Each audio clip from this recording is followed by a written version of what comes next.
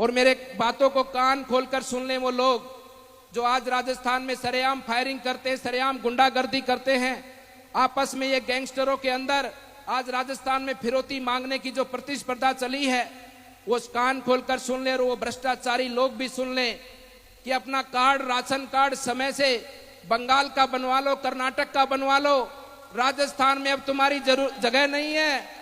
यहाँ राजस्थान में आने वाले समय पर कानून का राज आने वाला है। भारत एक एक को इन भ्रष्टाचारियों को जेल के अंदर डालने का काम करेंगे और जिन लोगों ने राजस्थान के जनता के पैसे को लूटने का काम किया है, उन सबको सजा दिलाकर राजस्थान की जनता को न्याय दिलाने का ये भारतीय जनता पार्टी का कार्यकर्ता काम करेगा।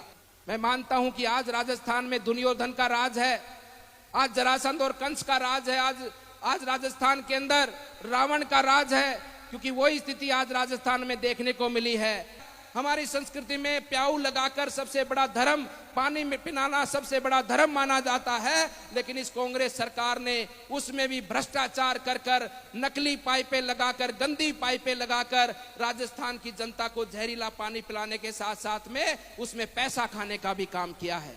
जिस प्रकार से इस सरकार ने जो तांडव यहाँ पर लूट का मचाया है, ये कोई विधायक है कांग्रेस के, ये कोई नेता है कांग्रेस के, ये सब के सब प्रॉपर्टी के दलाल हैं, इसके अलावा कुछ नहीं है। कि जो योजनाएं आज गहलोत जो झूठ की दुकान में लेकर आए हैं, क्या ये योजनाएं हमारी पूर्व में भाजपा सरकार में संचालित नहीं थी क्या? वो आपकी पार्टी ने ये यात्रा परिवर्तन संकल्प यात्रा संचालित की है। परिवर्तन है राजस्थान में इस अधर्मी सरकार का, और संकल्प है राजस्थान में आने वाली सरकार भाजपा सरकार का। ये संकल्प का आशीर्वाद जनता के बीच में लेने हम आपके बीच में पहुंचे हैं कि जो वर्तमान परिस्थिति राजस्थान में बनी है, जो वर्तमान समय में इस कांग्रेस के शासन के अंदर जो राजस्थान की दुर्गति हुई है, जो वर्तमान समय में इस कांग्रेस के शासन के अंदर राजस्थान को, इस राजस्थान की, हमारे राजस्थान की वीर भूमि को भक्ति के नाम से जाना जाता है, राजस्थान की वीर भूमि को वीरों की भूमि के नाम से जाना जाता है, इस राजस्थान की भूमि को अतिथि देव भूमि के नाम से जाना जाता है, इस राजस्थान की भूमि को श्रद्धा और सेवा की भूमि के नाम से जाना जाता है। लेकिन आज विश्व पटल पर इस राजस्थान को, इस राजस्थान की सरकार ने जिस प्रकार से अपमानित और लज्जित करने का जो कार्य किया है, उस चीज का हम संकल्प लेने आपके बीच में आए हैं कि इस राजस्थान की छवि को हम बदलेंगे और अपने राजस्थान को भी पुनः इस विश्व पटल पर सिरमौर के रूप में राजस्थान को आगे बढ़ाने का हम काम करेंगे। बंधुओं, ये हमारा संकल्प आपके बीच में हम लेकर आए हैं।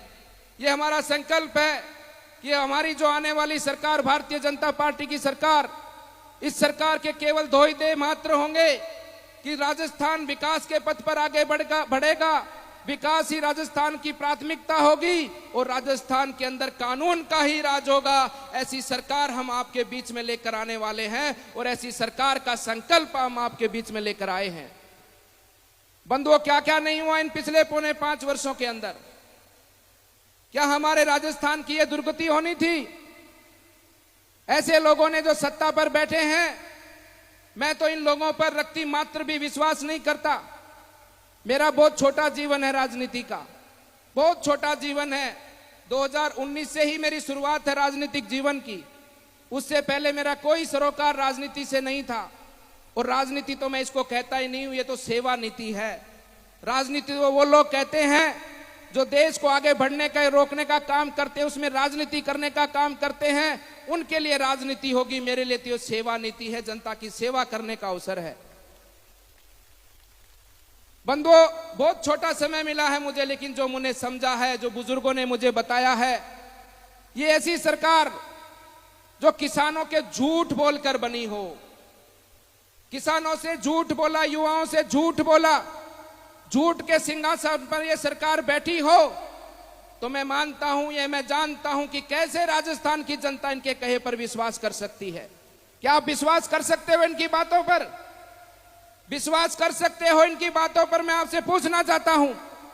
ये माला पड़ी है 51 किलो की, और मैं चुनौती के साथ कहता हूं, आप सभी हमारे नोखा वासियों से कहता हूं और पूरे राजस्थान की जनता से, किसानों से कहता हूं कि इन गहलोत सरकार ने, इस कांग्रेस ने किसानों से कर्जा माफी की बात कही थी। अगर किसी किसान का कर्जा माफ किया है तो हम उसका सम्मान करना चाहते हैं कि कम से कम भाई आपका तो कर्जा माफ हुआ, ये माला उसको हम पहनाना चाहते हैं। कोई है किसान?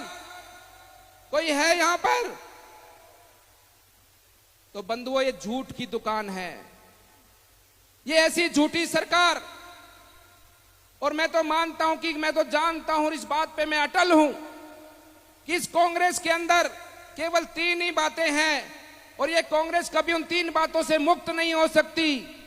क्योंकि कांग्रेस के अंदर जो 3 बातें हैं, भ्रष्टाचार से कभी कांग्रेस मुक्त नहीं हो सकती, परिवारवाद से कभी कांग्रेस मुक्त नहीं हो सकती, तुष्टीकरण की राजनीति कभी कांग्रेस मुक्त नहीं हो सकती, क्योंकि इसके डीएनए में ही ये सब लिखा है। ये डीएनए ही उनका है।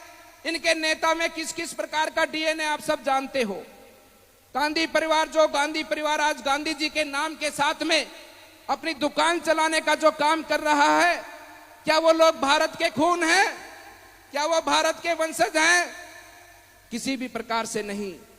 इसलिए ये बंधु, ये कांग्रेस के लोग, मैं मानता हूं कि आजादी के बाद में आज देश 75 वर्ष का हो चुका है, 76 वर्ष का हो चुका है, 77वें में हम देशवासी जी रहे हैं। लेकिन आप अनुसरण करो, आप अध्ययन करो, आप समझो, देश में अधिकतर समय कांग्रेस ने राज किया, लेकिन क्या दिया देश को? हर बार वादा, कभी गरीबी का नारा दिया, कभी किसानों का नारा दिया, कभी युवाओं का नारा दिया। हर बार देश को लूटने का, ठगने का इन लोगों ने काम किया। क्या कांग्रेस नहीं कर सकती थी? क्या कांग्रेस नहीं कर सकती थी, जिसने अधिकतम समय देश पर राज किया, प्रदेश पर राज किया? क्या कभी उसने नहीं सोचा कि यहां पर जनधन खाते खुलने चाहिए? क्या कांग्रेस ने कभी नहीं सोचा कि माताओं के लिए शौचालय बनने चाहिए? क्या कांग्रेस ने कभी नहीं सोचा कि प्रधानमंत्री आवास बनने चाहिए? क्या कांग्रेस ने कभी नहीं सोचा कि माताओं को रसोई गैस का सिलेंडर पहुंचाना चाहिए? क्या कांग्रेस ने कभी नहीं सोचा कि देश के लोगों को भरपूर राशन मिलना चाहिए? क्यों नहीं सोचा? क्यों नहीं सोचा? क्योंकि कांग्रेस कभी नहीं चाहती कि देश का गरीब आगे बढ़े। और मैं आपको दावे से कह सकता हूं, देश आजाद हुआ तो देश में 2 शिक्षा नीति बनी। ये 2 शिक्षा नीति क्यों बनाई गई? क्यों बनाई गई 2 शिक्षा नीति? केवल इसीलिए कि देश का गरीब, देश का किसान, देश का गांव में रहने वाला व्यक्ति कभी भी पढ़ लिख कर विद्वान ना बने, कभी भी उसमें समझ ना आए। अगर उसमें समझ आ जाएगी तो वो सवाल पूछेगा, उसमें समझ आ जाएगी तो वो सवाल करेगा और वो हर चीज का आकलन करेगा और आकलन के हिसाब से निर्णय करेगा। इसलिए कभी भी कांग्रेस ने गरीबों का हित नहीं सोचा। वो तो ये चाहती कि आप भोले बनकर रहो, आप हमेशा अपेक्षित बनकर रहो, आप हमेशा आशावादी बनकर रहो, ताकि चुनाव का समय आएगा और चुनाव में फिर आपके सामने झूठ की दुकान खोलकर बैठ जाएंगे कि हम आपको ये कर देंगे, हम आपको वो कर देंगे, हम आपको ये दे देंगे, हम आपको वो दे देंगे। मैं पूछना चाहता हूं इस सभा में बैठे एक भाई बंधु से कि जो योजनाएं आज गहलोत जो झूठ की दुकान में लेकर आए हैं, क्या ये योजनाएं हमारी पूर्व में भाजपा सरकार में संचालित नहीं थी? क्या संचालित नहीं थी? क्या हमारे समय में अन्नपूर्णा रसोई संचालित नहीं थी? क्या हमारे समय में भामा समाज योजना संचालित नहीं थी? क्या हमारे समय के अंदर हमारे माताओं बहनों के लिए अनेकों योजनाएं उस समय पर संचालित हुई, लेकिन सभी योजनाओं को बंद करने का काम इन कांग्रेस के लोगों ने किया। और आज फिर वही दुकान आप सबके सामने खोलकर बैठे हैं। बंधुओं, हमारे गुरुजनों ने कहा है, हमारे शिक्षकों ने कहा है कि जो लालच देता है वो आदमी कभी भी समाज का भला नहीं कर सकता, वो समाज का हितैषी नहीं हो सकता। इनका एक ही ध्येय कि आपको लालच देना, चुनाव के समय पर जाति की बात करना, चुनाव के समय पर धर्म की बात करना और चुनाव के समय पर आपको लालच प्रलोभन देकर आपके वोट को ठगने का काम करना।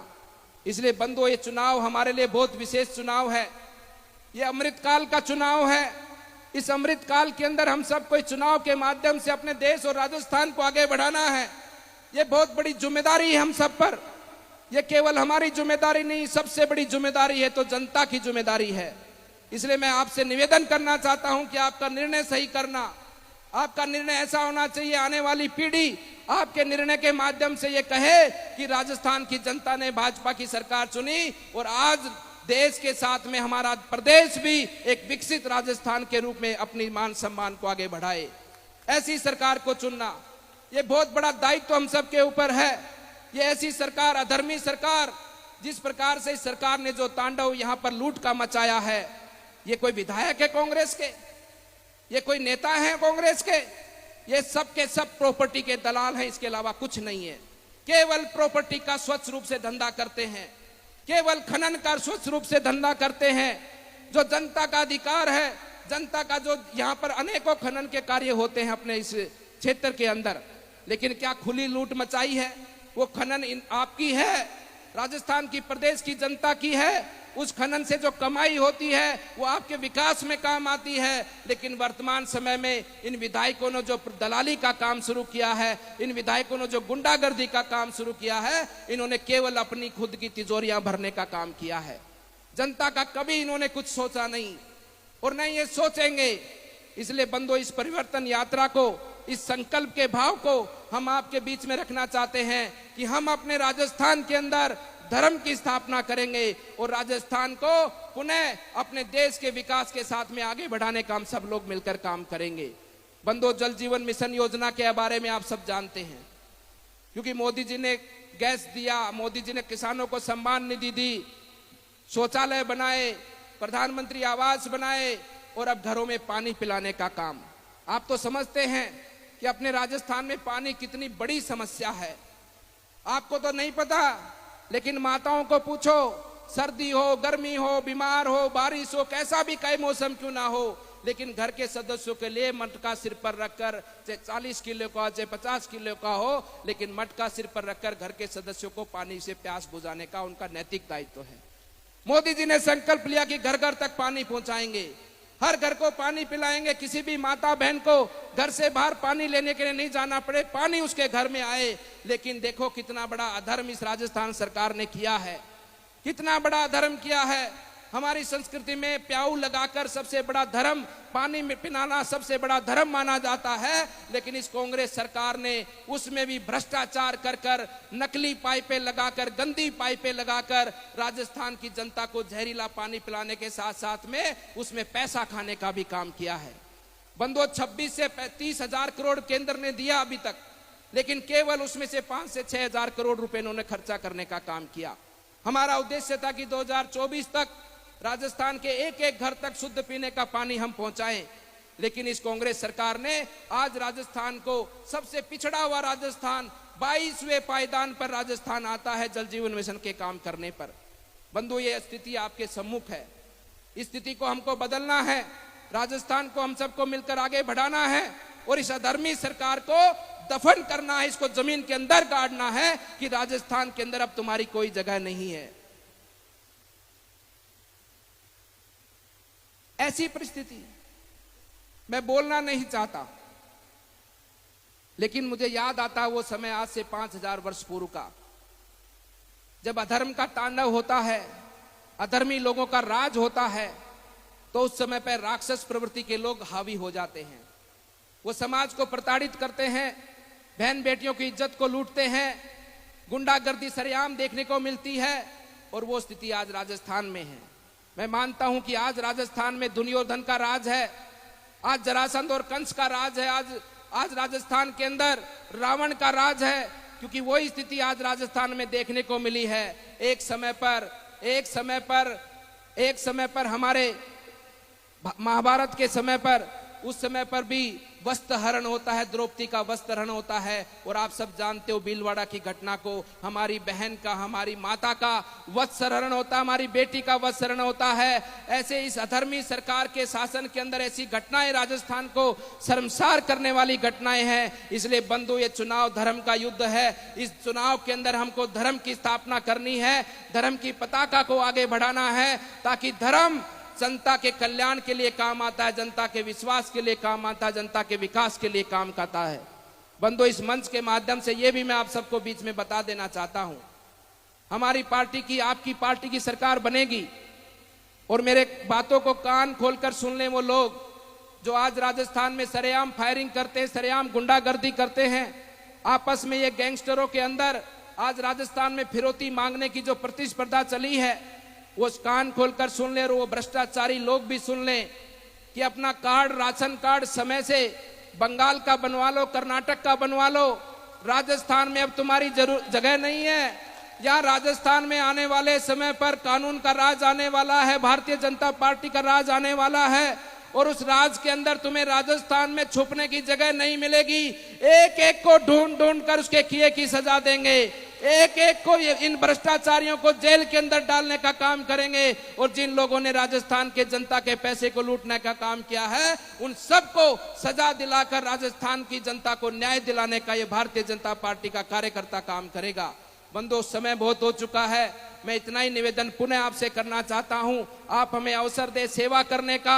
हमारी भावना स्वच्छ भावना है, हमारा देह केवल आपकी सेवा करने का देह है, यही हमारा कर्म है, यही हमारी पूजा है, केवल और केवल आप सबकी सेवा करना। और निश्चित रूप से ये वादा हम आपसे करते हैं, निस्वार्थ रूप से आपकी सेवा कर कर आपको, आपके विश्वास को और आपके माध्यम से, इस राजस्थान की सरकार के माध्यम से जो हमारी आने वाले समय पर बनने वाली है, इस सरकार के माध्यम से आपको सुख का अनुभव हम करवाएंगे। आपके घर घर तक योजनाओं को पहुंचाकर आपके परिवार को और आपके बच्चे बच्चियों को आगे बढ़ाने का हम सब लोग मिलकर काम करेंगे। मैं अंत में इतना कहना चाहता हूं कि हमारे विधायक जी ने कहा था कि यहाँ पर मैं प्रथम बार आया हूं। ऐसा नहीं है, मैं यहाँ पर बहुत छोटे रूप में भी आया था। जब अपने नोखा के अंदर जो जोगनिया का बाड़ा का मंदिर है, मैं वहां पर अब तक 4 बार आ चुका हूं, 4 बार आ चुका हूं। जब मांगेलाल बागड़ी जी ने जो एक बहुत बड़ा भंडारा किया था उस समय पर भी आया था, उसके बाद बीच में भी 1-2 बार आया हूं। रात्रि का भी विश्राम मैंने यहाँ पर किया है। मैं अपने इस भक्तों को ये कहना चाहता हूं कि आप सब भक्त लोग मिलकर इस आह्वान को आगे बढ़ाइए और अपने राजस्थान को बढ़ाने में अपना योगदान दीजिए। एक छोटे से नारे के साथ में अपने इस वाणी को विराम देता हूं कि जहां राघव वहां धर्म। मैं बोलूंगा जहां राघव, जहां राघव, जहां राघव, और जहां बीजेपी वहां विजय। जहां बीजेपी, जहां बीजेपी धर्म की, धर्म की, धर्म की, धर्म की, अधर्म का, अधर्म का, प्राणियों में, प्राणियों में, विश्व का, विश्व का, और कांग्रेस का, कांग्रेस का। आप सबका मंगल, आप सबका अभिनंदन। और आज के इस कार्यक्रम का ये अंतिम कार्यक्रम है। सिद्ध पुरुषों का ये बाबा छोटू नाथ जी का स्थान है, गोरक्षनाथ जी की परंपरा और नाथों की परंपरा, अनेकों देवी देवताओं की परंपरा का आशीर्वाद आपको मिले, आपके परिवार का कल्याण हो। इस अंतिम कार्यक्रम में एक संत होने के नाते अपने आशीर्वाद देते अपने वाणी को विराम देता हूं। सर्वे भवन्तु सुखिनः, सर्वे सन्तु निरामया, सर्वे भद्राणि पश्यन्तु मा कस्य दुख भाग भवे। आप सब लोग सुखी हो, निरोगी हो, और आप सब लोग मिलकर अपने इस देश को, अपने प्रदेश को आगे बढ़ाने का कार्य करें। आप सबका अभिनंदन, बहुत बहुत धन्यवाद।